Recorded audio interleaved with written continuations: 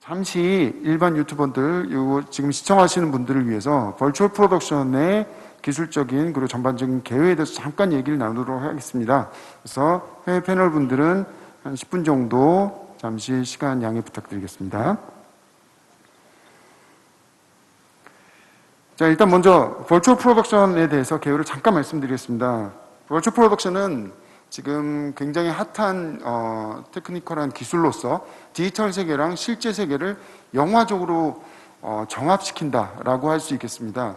그래서 최근에 기술적으로 보면 LED 월하고 리얼타임 엔진을 이용해서 인카메라 이펙트, 다시 말해서 촬영 그 카메라 안에서 모든 일이 다 합성이 이루어져서 보여지게 되는 그런 결과물을 통해서 새로운 시대를 열어가고 있는 중입니다.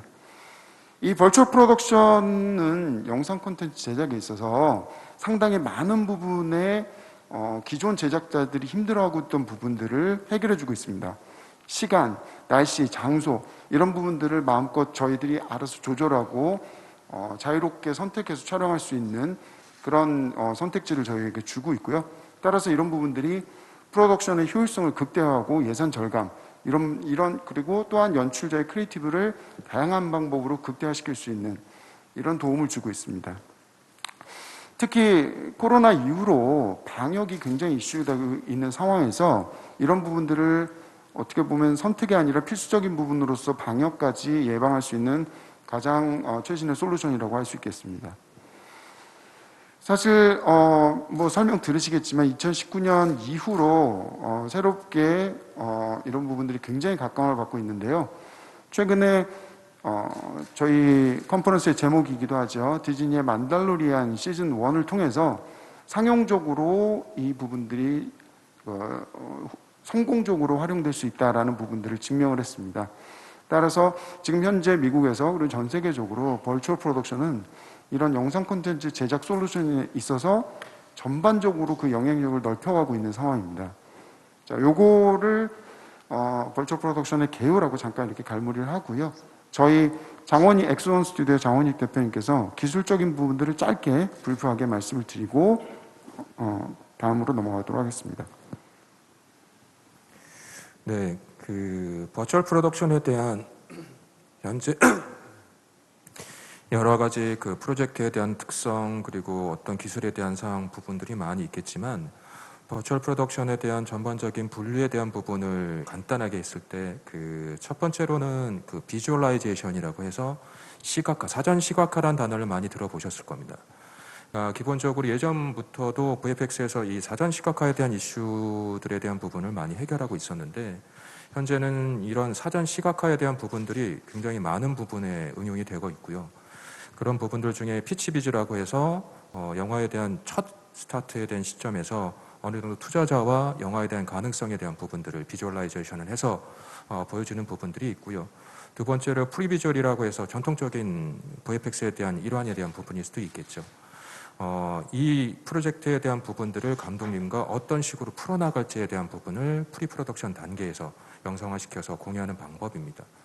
그리고 좀 특색 있는 부분 중에 하나가 버추얼 스카우팅에 대한 부분인데 VR 기술을 활용한다고 생각하시면 될 것 같습니다. 현지에 가서 로케이션에 대한 부분들을 헌팅하기보다 그런 현지에 대한 모든 사항들을 데이터화 시켜서 카메라에 대한 자율성을 포함한 상태에서 그 장소에 대한 문제점 그리고 카메라의 위치 그리고 발생할 수 있는 여러 요소들을 버추얼 상태에서 헌팅을 진행할 수 있는 부분이라고 생각할 수 있습니다.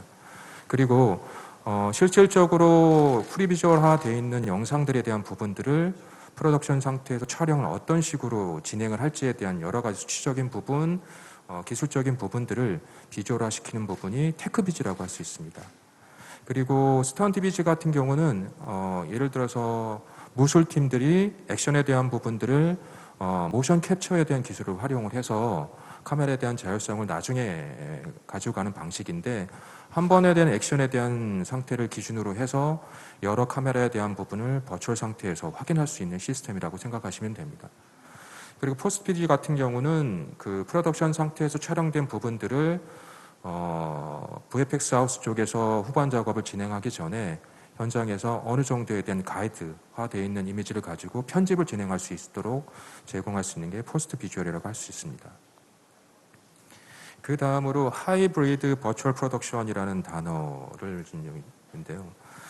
이 부분은 실질적으로 그린 매트에서 촬영되는 부분에 있어서 리얼타임 방식과 포스트 프로듀스드 방식이라고 나눌 수 있는데 한마디로 보면은 현장에서 진행됐던 아까 말씀드렸던 포스트 비즈에 대한 개념의 접근성이 있을 수 있겠지만 현장에서 촬영된 부분을 그린 매트에서 촬영을 하고 실질적으로 이게 어떤 방식으로 어떤 영상들이 합성돼서 나올 수 있는지에 대한 부분을 프락시 형태로 뽑아내서 실시간으로 합성된 이미지를 확인할 수 있는 부분이 포스트 프로듀스드 방식이라고 생각할 수 있습니다. 그러니까 실시간에 대한 방식일 수 있겠지만 이건 최종 화질에 대한 부분은 아닙니다.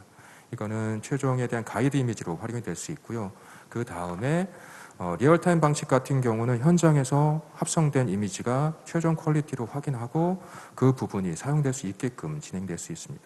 이 두 가지는 그린 월에서 진행할 수 있는 부분이라고 할 수 있지만 나머지 지금 보시는 라이브 LED 월 같은 경우는 인카메라 방식의 VFX에 대한 솔루션으로 LED를 후반에 그러니까 촬영에 대한 부분은 그린 매트에서 촬영이 되는 부분이 아니라 LED를 활용을 해서 배경에 대한 사항들을 미리 제작한 다음에 인물하고 동시에 카메라에서 모든 사항들을 아웃풋을 뽑은 이미지를 최종 퀄리티로 뽑아낼 수 있도록 진행하는 방식입니다. 오늘 주로 많이 얘기하게 될 만달로리안도 이 방식에 대한 사항으로 진행되었다고 생각할 수 있습니다. RMG 같은 경우는 최근 사례 중에 웨스트월드라는 작품도 이 방식에 대한 부분을 활용을 해서 좋은 퀄리티에 대한 이미지를 뽑아낸 사례로 말씀드릴 수 있을 것 같습니다. 네, 이러한 부분들이 어떻게 보면 전통적인 프로세싱에 대한 파이프라인을 뛰어넘는 새로운 버추얼 프로덕션 프로세싱으로 움직이고 있고요. 그래서 위에 보시는 것처럼 기존의 방식에는 프랩 단계에서 준비에 대한 사항들이 있고 그리고 프로덕션 상태에서 촬영에 대한 부분이 어떻게 보면 VFX 하우스가 슈퍼바이저와 같이 라이브 액션에 대한 전반적인 촬영을 진행한 후에 편집과 VFX가 진행되는 전통적인 방식이 아니라 현재는 프리 단계에서 VFX 하우스에서 어셋과 배경에 대한 모든 사항들을 여기 보시면 VAD라는 단어가 보이실 텐데요. Virtual Art Department라고 해서 이러한 전반적인 부분들에 대한 준비 사항들의 어셋에 대한 부분을 컨트롤하고 이 부분을 미술팀과 감독님과 같이 의사결정을 한 후에 프로덕션 상태에서는 실질적으로 최종 아웃풋을 뽑아내고 동시 편집을 진행한 후에 후반 단계에서의 시간을 최소화시키는 부분이라고 할 수 있습니다. 그런 후에 후반 단계에서 마찬가지 그 최종 이미지에 대한 추가적인 작업이 필요한 부분들을 VFX 하우스와 같이 진행하는 방식입니다. 특징적인 부분을 결론을 지어 말씀을 드리면 실질적으로 버추얼 프로덕션에 대한 새로운 장르에 대한 부분을 보면 프리 단계에서 많은 준비를 진행을 하고 실질적으로 정해진 이미지에 대한 부분을 최소화시켜서 프로덕션 단계와 포스트 프로덕션에 대한 기간들을 최소화시킨 효율성에 대한 부분이 가장 강조되는 부분이라고 생각하시면 될 것 같습니다. 네, 이상입니다. 네, 감사합니다. 다음으로 김용노 촬영 감독님과 함께 촬영 감독님에게 있어서 버추얼 프로덕션이란 짧게 키워드별로 해서 잠시 짧게 좀 정리해보고 넘어가도록 하겠습니다. 그 버추얼 스튜디오가 도입되면서 촬영 감독 혹은 또 현장 스태프들한테 주는 변화가 무엇일지 또 장점이 무엇일지를 5가지 키워드를 통해서 좀 알아보는 시간을 갖겠습니다. 첫 번째는 매직 아워입니다. 쉽게 말씀드리면 하루 왼종일 노을을 찍을 수 있습니다. 현장에서는 불가능하죠. 노을은 정확히라고 할 수는 없겠지만 20분에서 한 30분 정도의 시간이 없기 때문에 그 시간 내에 찍을 수 있는 양이 굉장히 제한되어 있는데 버추얼 스튜디오 안에서는 매직 아워 플러스 노을 장면들을 한없이 찍을 수 있다는 장점들이 있습니다. 시간의 구애를 받지 않고 아까 말씀드렸던 것 같이 시간을 지배하면서 그 속에서 재창조를 해낼 수 있다는 가장 큰 장점들이 있습니다. 그 두 번째 키워드 보시겠습니다. 컴포지션. 보통 촬영 감독들이 되기 위해서 굉장히 오랜 시간 동안 수련을 갖는데요. 그 수련의 시간 동안 그들만의 캐릭터, 그들만의 해석들을 영화에 대해서 갖게 되는데요. 모든 촬영 감독들은 다른 캐릭터와 다른 해석을 갖게 됩니다. 그걸 통해서 나오는 것들이 이제 컴포지션이라든가 혹은 또 조명이라든가 이런 걸 통해서 그 영화를, 각각의 영화를 다르게 해석하는 지점들이 있는데요. 이전까지 이제 그린 스크린에서 촬영을 할 때에는 정확한 오브젝트들, 그러니까 예를 들어서 어느 쪽에 창문이 있고 어느 쪽에 소품이 있고 배우가 어디 있는지 정확히 알지만 그 외에 소품의 위치들이나 공간의 위치들을 정확히 알 수 없기 때문에 아주 정확한 컴포지션을 하기가 쉽지가 않거든요. 그리고 이제 굉장히 한 몇 개월 뒤에 이제 저희가 나오게 되온 이제 아웃풋을 보게 되니까 좀 촬영 감독들이 갖고 있는 재능들을 100% 보여주기는 그린 스크린 상에서는 좀 이렇게 제한된 지점들이 많았었는데요. 버추얼 스튜디오로 들어가는 순간 정확히 우리가 찍어야 될 것이 무엇인지 알 수 있어서 그것이 가장 큰 장점인 것 같습니다. 영어로 얘기하면 what you see, actually what you get이라고 우리가 볼 수 있는 것들을 우리가 촬영할 수 있다고 제가 말씀을 드릴 수 있는데 이제 그 전까지 전통적인, 그러니까 그 전에까지 그린 스크린에서는 그러한 환경들이 제공되지 않았었습니다. 세 번째 키워드는요. improvisation하고 discovery가 나오는데요. 보통 영화를 찍던 어떤 다른 예술 폼을 찍던 저희가 계획을 하고 예상을 하고 현장에 가지만 항상 변수라는 것들은 나오고 또 보지 못한 거를 발견하게 되는 경우가 발생을 합니다. 저희는 그런 걸 굉장히 기뻐하거든요. 그래서 그 새로운 발견을 보고 그 발견을 지금 improvisation이 이제 즉흥이라는 뜻인데 즉흥적으로 작품에 녹일 방법에 대해서 고민을 해요. 그래서 그 자리에서 스태프들이 모여서 이런 것을 내가 새롭게 받고 이 장면들을 이런 어떤 기능들을 작품에 녹이기 위해서 우리가 지금 당장 뭘 해야 되지? 그럼 각 부서의 팀들이 그거 갖고 의논을 하기 시작합니다. 때로는 뭐 싸움을 할 수도 있겠죠. 그게 이제 계획하고 너무 다를 경우에 어쨌든 그런 여러 가지 과정을 통해서 더 나은 장면을 만들었을 때 저희는 희열을 느낍니다. 그래서 제가 적어놓은 게 매지컬 모먼트라고 보통 표현을 하거든요. 그래서 그린 스크린 같은 경우는 이제 반대로 저희가 이렇게 파이널 이미지를 볼 수가 없기 때문에 실제로 발견이라는 것들을 하기가 쉽지가 않고 또 그걸 통해서 임프로비제이션, 즉흥적인 어떤 발상들을 하기가 쉽지가 않아요. 그러니까 굉장히 제한된 아이디어 속에서 움직여야 되는 거죠. 반대로 그렇기 때문에 VFX가 많은 영화들은 굉장히 많은 준비를 할 수밖에 없어요. 그런 모든 변수들을 예상하고 예측하고 그거에 대한 대안들을 만들어야 되니까. 근데 사실 이게 사람이 하는 일이기 때문에 그런 뭐 예상과 예측을 하지만 그게 때로는 뭐 워킹할 수도 있고 워킹 안 할 수도 있다 보니 조금 버추얼 스튜디오로 왔을 때 그런 장점, 그러니까 전통적인 영화에서 갖고 있던 그런 발견과 즉흥이 다시 도입될 수 있는 거죠. 그로 인해서 저는 굉장히 좋은 퀄리티의 작품들을 더 많이 양산해낼 수 있다고 생각을 합니다. 네 번째 키워드는요. maximum collaboration이라고 써 있는데 collaboration은 협동이라고 보통 우리나라 말로 해석이 되잖아요. 협의라고도 보통 해석이 되고요. 그래서 실제 영화, VFX 영화가 많은 영화를 보면, 그러니까 그런 분량들이 많은 영화를 보면, 뭐 저희 나라 영화 같은 경우는 100명에서 한 200명 정도의 스태프들이 포스트, 프리 프로덕션, 뭐 메인 프로덕션 이렇게 나눠서 각기 일을 하는데요. 사실은 이제 VFX가 많은 영화 같은 경우는 사실 프리비즈라고 이제 현장에서 보긴 하는데 그게 파이널 이미지가 아니기 때문에 사실 어떻게 될지 알 수가 없어요. 물론 예측을 하고 찍긴 하지만 그게 파이널 이미지가 아니기 때문에 다들 70% 정도나 80% 정도까지는 예측하고 가죠. 근데 그 이상 20%를 알 수 없기 때문에 늘 그런 답답함과 궁금함이 좀 있었던 것 같아요. 그리고 이제 후반으로 가면 VFX 팀에서 뭐 적어도 50명에서 100명 혹은 또 그 이상 되시는 분들이 작업을 해서 약 한 5개월 정도 뒤에 파이널 이미지를 보게 돼요. 근데 그때 좀 당황스러울 때도 있죠.